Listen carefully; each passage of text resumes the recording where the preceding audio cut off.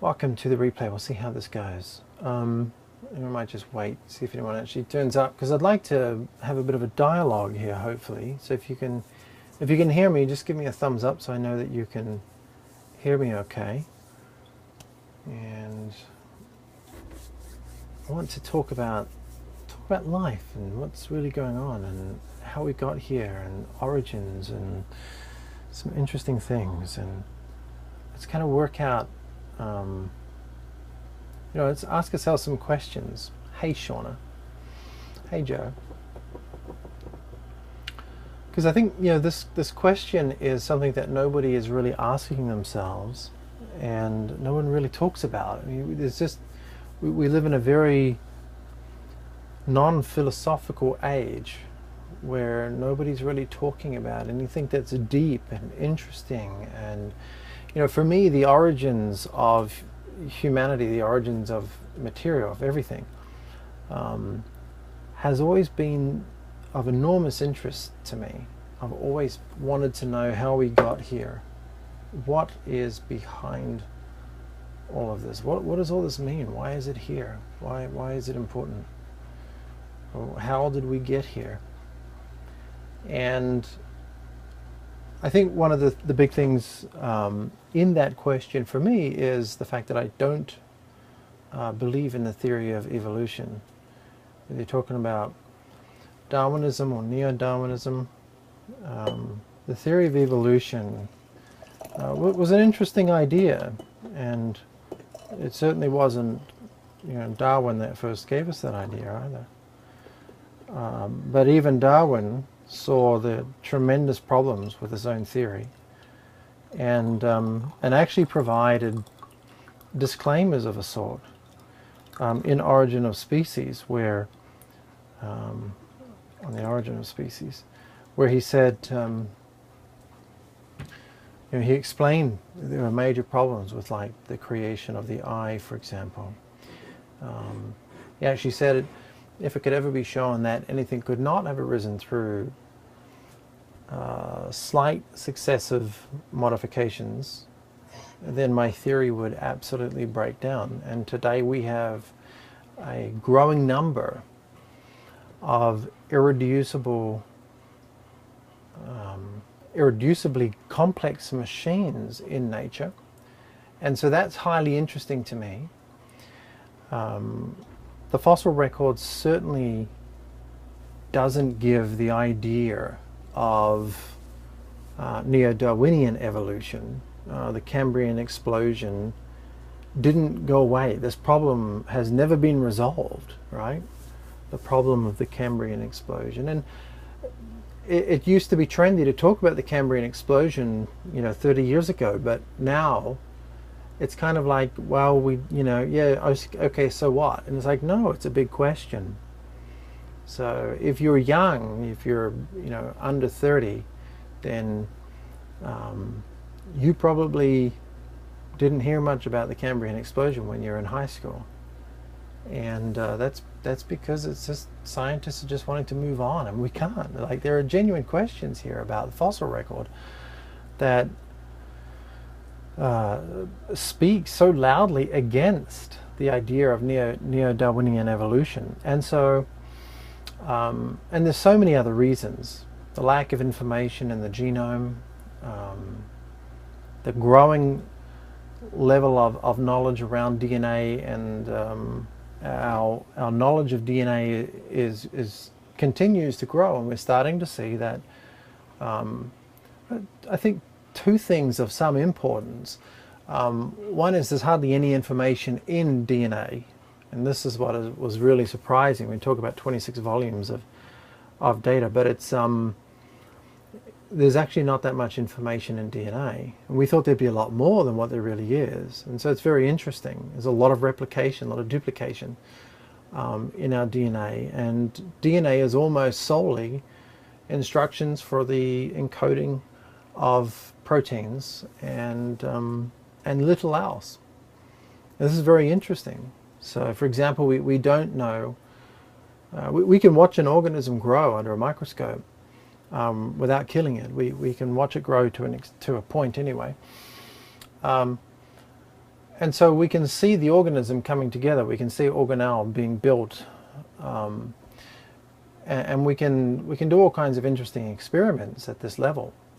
Cutting an organism in half, when it's at the full cell count, for example, and then watching the differences between that and a control.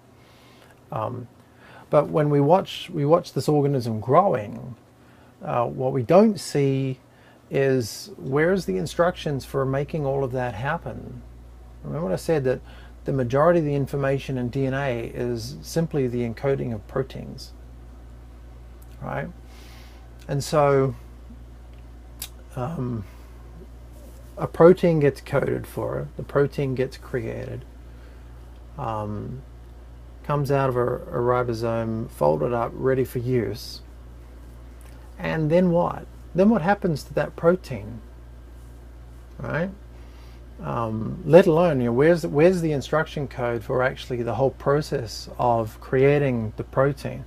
The instruction for the protein is there, but for little else, again, moving the, doing the actual copying, moving that copy over to a duplicator, creating the amino acid chain, taking it to a ribosome, folding the protein up, removing the protein, and then it's going to take that protein to somewhere else in the cell or in the body.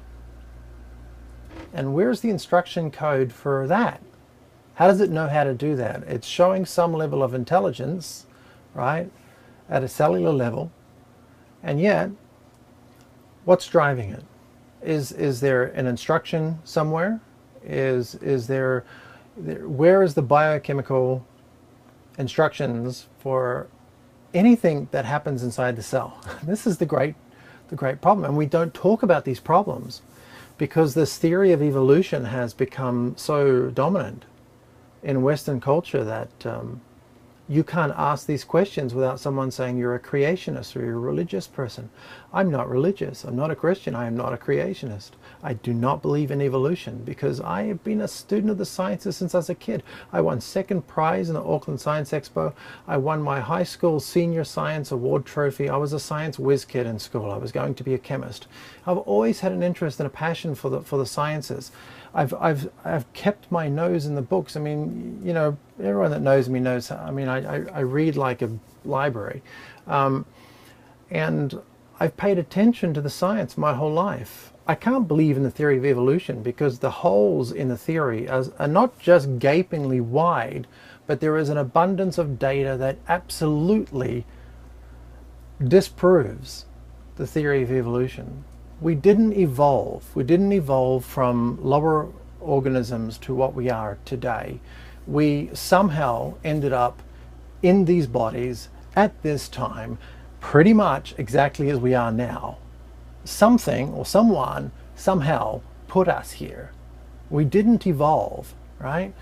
I mean, even evolution itself, and again, people will laugh at these, but these are unsolved criticisms that the evolution camp has not responded to. The law of thermodynamics, the law of entropy itself. This is a scientific law. And evolution contradicts it. You can't have that. You need to ask questions here about, what is actually going on. So there's holes everywhere. The fossil record, in DNA, where is the information? What is driving everything that's working inside a cell? How does an organism form? Where is all the instruction code for actually assembling an organism? It's not in DNA. This is what I'm telling you. You say, what's in DNA? No, it's not in DNA. This is what I'm trying to say. DNA has almost no information except for the coding of proteins, right? I don't know what the exact percentage is, but it's over 90% of all DNA is solely for the encoding of proteins. All the information that we thought was going to be there about how an organism would be formed, about how a cell would behave, and how a cell would divide, and all of these kinds of things. We expected that all of the information for that would be found in DNA, but it's not there. That's a problem, right? And this theory of evolution has got such a stronghold that people are now afraid to ask because they get ridiculed if you don't believe in this theory. They're afraid to ask anything that is interesting about all of these things because they contradict the theory. And it's nonsense, right? So again, I'm not a religious person. I don't believe in any kind of biblical creation thing. I mean, it's poetry, it's allegory, what we find in Genesis. I don't believe in a literal six-day creation. So I want to ask the questions like this about how we got here. And there's a 4.5 earthquake in Greece right now. Small earthquake, but Greece gets hit really hard by small earthquakes. And see, this is my I just love science. So I think I want to write, maybe start blogging about some of this stuff, and see if I can interview some interesting people. I want to interview Rupert Sheldrake, maybe do a podcast with Rupert Sheldrake, who has some really interesting information on a lot of this. He's involved in some very interesting science, a genuine scientist, but involved in ways to analyze the possibility of a metaphysical world and things. There's a lot of people I'd like to talk with, but aren't you curious about these things? Don't you wonder about these things? I mean, don't you ever wonder just like how we got here? I mean, sometimes I really wonder, like, do people really believe in that theory of evolution, or do you just say that because you know that if you don't say that, you're going to be mocked by everybody else because of all the peer pressure? I just really wonder if people are really honest, whether they actually believe in the theory of evolution. Because I think that the fact that I'm not a religious person, I think I need to talk more about this. Because the people that are very religious people. They have an a priori, for starters, right? They believe in a literal Genesis account most of the time. You've got people that are literal 6,000-year young Earth creationists. You've also got 10,000-year young Earth creationists. Then you've got others that say, well, it could have been 6 indeterminate days. But they've always got an a priori, right? They're always looking for the evidence to fit their theory. I don't have a theory. I don't have a dog in this fight. I just want to know what's real. That's all. I just want to know what the truth is. And the more I look, the more I continue to look and learn everything in the sciences, I continue to see more and more very large gaping holes in the theory of evolution. It's not true. I can say that completely confidently. The theory of evolution is not true. The idea that over time, that who we are in these bodies right here and now came from lower lived organisms, like somehow we evolved over time to become this, is just nonsense. It's just absolutely not true. It's complete nonsense. And I think that people might actually feel that inside, because I think that's intuitive. I think that's intrinsic. I think it's intuitive. I think there's something inside of you that has questioned that and made you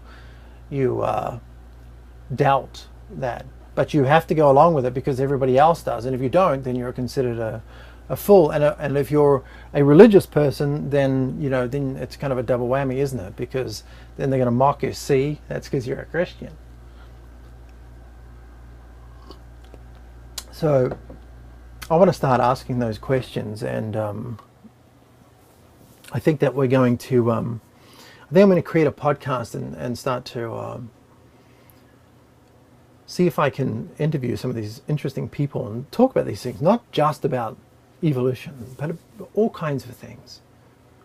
I want to get to the bottom of it, of what's going on, and I think one of the big problems is that everybody I listen to, whether it's who are also doing interesting things, asking interesting questions, like Joe Rogan, for example, talk to Joe Rogan or anyone. It doesn't matter. I think, pick any commentator out there that is asking interesting questions. They all believe in the theory of evolution, and that is an a priori that drives so many other factors. It immediately rules out so many other possibilities because, well, no, we evolved. What do I mean by that? Well, it completely rules out the possibility of panspermia, for example. Panspermia is the idea that our civilization, our species, put us here, or that another more advanced species created us as a species and put us here on this earth. We could have been a modified species, specifically modified to adapt to the conditions here on this planet. All these things are possible. But we don't ask those kinds of questions because of the theory of evolution. Because everyone believes it's so soundly proved that, you don't need to go beyond that. Oh no, but we evolved. Okay, end of story, end of discussion for every other possibility of the origin of everything. Really? So there was a big bang, and eventually the gases came together, and rocks formed planets, and suns exploded and calmed down, and now they're nice and great and giving it. And over time, lightning zapped pools of chemicals and amino acids suddenly created, and somehow amino acids then became connected together and formed proteins, and somehow they started, without any real membrane, they started replicating, and God knows how that worked. We still have no idea of abiogenesis, right? I mean, these are the kinds of questions that are just kind of like left behind in the past. But they're serious, serious problems. We didn't talk about this one yet, but abiogenesis just means like the origin of life. Where did life come from, right? If we go back to this murky cesspool that Earth might have been some time ago, and consider this possibility that, well, lightning struck a pond, and this was Darwin's possibility. But it's so far-fetched. I mean, this is why it's legitimately, evolution is a modern-day creation myth. It's not science, it's a modern-day creation myth.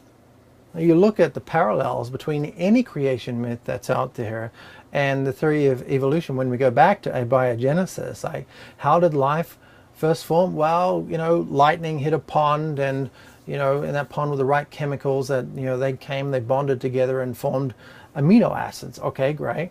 And then those amino acids bound together and they formed proteins. Oh, wonderful. How did that happen? But no, let's not worry about that. That's a big problem, but let's keep moving. And then these proteins, they kind of came together and they formed, what do they form, a cell?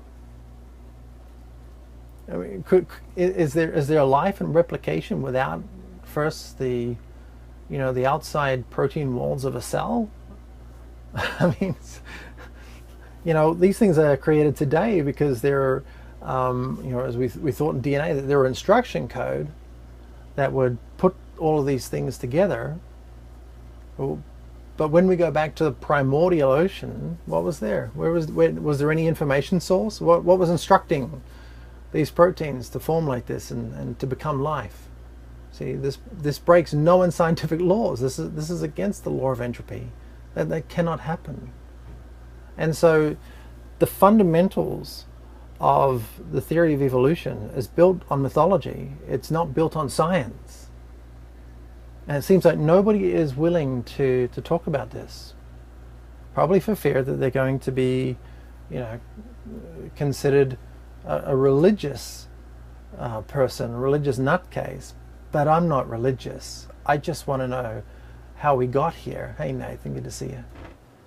Right? So I'm going to keep asking these kinds of questions and do videos just to make you think and just to make you wonder. Like today, this is actually what triggered this. If you look on my wall, I'm just bring up my iPad here. And I just posted this article from IFL Science, if I fucking love science, and talk about the biggest bunch of sheltered scientists you'll ever find on the internet. That Facebook page, I fucking love science, and their .com. All you will find is every single establishment idea about the sciences. There's not a single interesting scientific thought on their sites, and you see the geeks love them. And anyway, so I posted this because it was about a discovery that has been made where deep in space we found this supercluster of galaxies, right? There's the largest supercluster of galaxies we've ever discovered. And the problem here is that it's so big that there's no possible way that our current cosmological model could have allowed it to form, because of the time that is required for the supercluster, for the size of this supercluster to actually exist. It would have required far more time than what our current cosmological model allows for. And so again, these are some of the big problems. Now what's going to happen here is, we discover this, so all of a sudden we make this discovery in deep space. We find this massive supercluster of galaxies that obviously falsifies our current cosmological model. But will the current cosmological model be changed or altered or questioned now, even though we have empirical data that absolutely falsifies? It just completely falsifies, right? And the current cosmological model, will the current cosmological model now be questioned? No, of course not.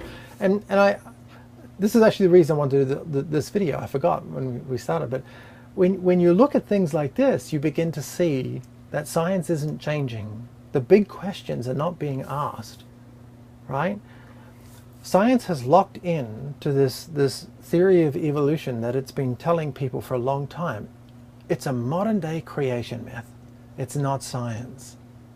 And everything that comes along that even remotely contradicts the stated theory of methodological materialism is simply put out.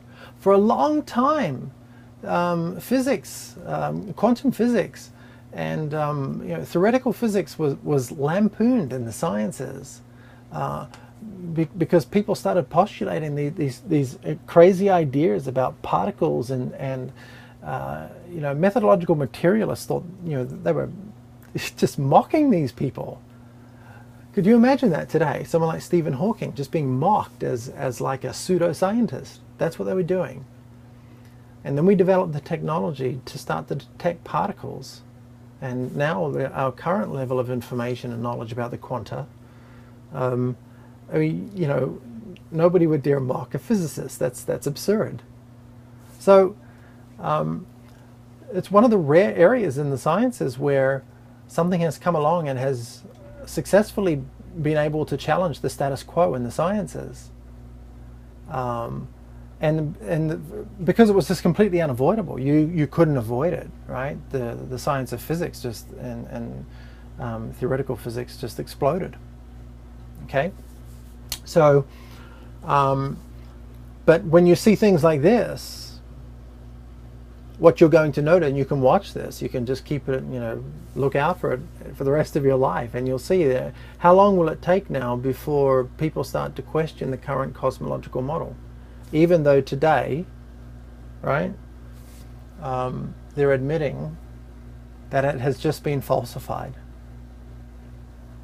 You falsify any theory and it's gone, right? You start from scratch, or at least a large portion of it's going to have to be changed because it was obviously wrong. That won't happen here. I guarantee it. It won't happen. And I'm pointing this out because it happens all the time. I follow the sciences as one of my major passions in life. I see this all the time. Huge discoveries are made. Absolutely legitimate, huge discoveries are made.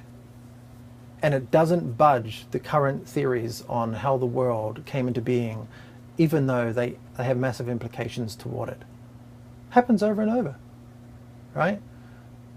So I don't see anyone else out there like making anybody aware of these things, talking about these things at all. I am, and I'm going to keep talking about them. And let's see if I can get some interviews with some interesting people in the sciences, and we'll start to see what some of the research and the science that's being done is showing us. And you start to see that we're just being sold a convenient story, and we're not being exposed to what's really going on in the world of science. We're not at all. These things just continue to be brushed under the carpet all the time, and this one will be too, right? The cosmological model won't change. It won't change for decades upon decades upon decades. It may not change at all, right? They don't want to change anything. It's the more change there is in the sciences, the more people are going to distrust science. That's not what they want. They want you to completely trust what they say. And the only scientists you hear from and the only scientists that are have their theories successfully pushed into the mainstream are those scientists that are towing the leftist educational line. It's been that way for a very long time, right? There's an incredible amount of ideology in the sciences. So it's really a shame. Tyler says, interview the guy from Caltech who downgraded Pluto and found that new potential planet. He does interviews all the time, so I'm sure he'd be game to do one with you. Oh, cool. Well, let's do that. And then Nathan Walter says, I have to ask, since we're on science, do you believe that there are other people on other planets who live amongst us? I mean, you're asking if I believe. I really don't have a lot of beliefs. I think having beliefs is a serious liability in finding truth. There are things I know to be facts. They're not beliefs. But when it comes to beliefs, so if you're asking, do I think there are extraterrestrials that are here among us? Oh, I think that's a great possibility. I think we're the extraterrestrials. I'm not convinced this is our planet. I'm not convinced. I think something either there is a God, a divine being or another species that is incredibly advanced, that has been able to create life like us with consciousness, and they have put us here. So I think we're the ones from other planets. I don't think that we are from Earth. And I think even when religious writers talk about that, you look at the works of C.S. Lewis. C.S. Lewis had an interesting quote where he said, the fact that I don't feel like I belong here is the greatest evidence that I'm not from here, right? Or something like that. And so even religious writers start to talk about how there is this longing, there is something inside of us that is longing for something else, that says that this is not our home, right?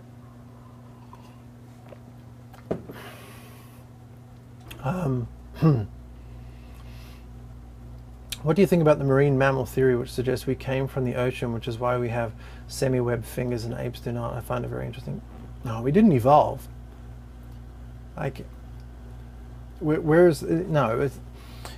think I'm going to start to interview some of the people that are, or try to anyway, interview some of the people that are on the cutting edge of the human genome and DNA and biotech, because see, I just read a lot of this stuff, and when you start to realize, like we were talking about at the beginning, maybe it was before you got onto the stream, but the absolute dearth of information, the lack of information in human DNA, is unbelievable. I mean, human DNA is almost all instructions for coding proteins, and that's it. So you're talking about, you know, where's the instructions for creating an organism, right? So you have an ovum that gets fertilized with a spermatozoa, and now we have a cell, and then that cell divides and so on and so forth and builds an organism. But it's code. The DNA is giving instructions for the coding of proteins in the organism. Once that protein is created, then what? What happens to the protein? Where does it go? Does it belong inside the cell? Does it need to go outside of the cell to somewhere else? You know, what happens to it? How do we form an organ? How do we form brain tissue? How do we form a liver or a kidney? How do you form anything inside of the organism? Where's the instruction code for all of this? It's not there, right? It's not there. That's the big problem. This is what I'm saying. I know a lot of stuff that no one else has really read, and that's why I ask these questions, and that's why I'm going to continue to ask these questions. And I'm going to try to find the people that I'm reading, and these are not weird people. These are just scientists that are just, you know, talking about but I'm connecting the dots and seeing all of these things coming together, and it's just like, no, we didn't evolve, right? So when you talk like, did we come from the ocean? It's like, how? And let's just begin with how we create a human being from a sperm meeting an ovum, and look at that, and then when you start getting that bigger picture of all of the missing elements that simply don't exist there, then it's like, well, okay, then you realize the question about did we come from the ocean kind of becomes irrelevant. Do you think there is such thing as reincarnation? I don't know. As a different human or species? I don't know. I doubt it, but I don't know. Evolution within a species is a fact. No, it's not. You're talking, see, in the American school system, I know you don't disagree with that, just to clarify. No, I do disagree with that. No, I absolutely do. You're talking about change within a species. That's not evolution, right? If we want to get down to brass tacks, as Richard Dawkins has done with, you know, how do you prove evolution? You have to prove that there is information added to the genome. End of story. Okay, nothing else is ever going to qualify. You must add additional, new, right? It has to be novel information to the genome. If you haven't done that, it's not evolution. Nothing has evolved, right? This is accepted throughout the scientific community. So when you're saying evolution within a species is a fact, what you're saying then is that we have been able to observe some organism on Earth in our time that we've been here that has added information, new information to its genome, and that hasn't occurred. Okay, and you know, when we start talking about, some will argue that and say, no, well, we can see viruses inserting, and we're not talking about that kind of a thing, because when well, I mean, we can if we want to, right? But when we look at the injected new information, is it advantageous to the cell? Is it bringing new functionality to the cell? Is it actually helping it to evolve? No. All right. So, you know, there has to be useful information. There has to be a new functional advantage to the organism brought through the addition of that new information, and it's not there. What happens all the time is information gets corrupted. There are copying errors all the time. Information gets dropped entirely. And so you can get, you know, changes. What you'll find is that, like, if we can imagine dogs, for example, you get a medium-haired dog, and that medium-haired dog is going to have instructions in its DNA for both short and long-haired versions of its own self, right? It is able to go through adaptation, but adaptation, change within a species, not evolution. But here in the American school system, you guys have been taught that natural selection is synonymous with evolution, that it's a proof of evolution. Even Darwin didn't believe that. That's nonsense, right? Natural selection, change within a species, completely normal. That's a normal climactic environmental adaptation. It's normal.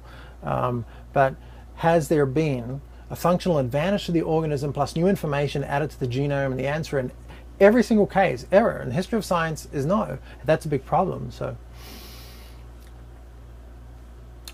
if we began to be eaten by tigers regularly, humans will evolve to run faster to survive. We adapt to our environment. Well, a lot of people actually, you know, dispute that now on a different level. let's look at that two different ways. First of all, I already just explained that with the short and medium and long hair dog hair example. You know, African Americans predominantly more athletic, more muscular than white men, and so you know it's at some point they have got those instructions in their genomes. But when you look at a white person, occasionally you'll see that they will still be fast as well, just like an African American. So it's not, again, we have to be able to see a functional advantage to the organism and new information being added to the genome, and that's not what we're seeing. But also this whole idea of survival of the fittest is just when you realize that Darwin's theory just isn't correct to begin with, and that ideas like this philosophy of evolution was simply introduced to support the theory, right? If the theory isn't correct, we don't need to worry about, you know, philosophical add-ons like this. Basically, this is like little creation myth parables that we are being told to try to support the theory of evolution. You know, well, it's, you know, when a tiger is, and you have to run faster, and eventually you run faster, and only the faster ones survive. It sounds great, but it's just the same as a religious person telling a parable about, you know, why their God created something in a particular way. It's just a creation myth. That's all it is. So, and that may be the case, but there's no evidence of that. That's the problem. There's just no evidence of that.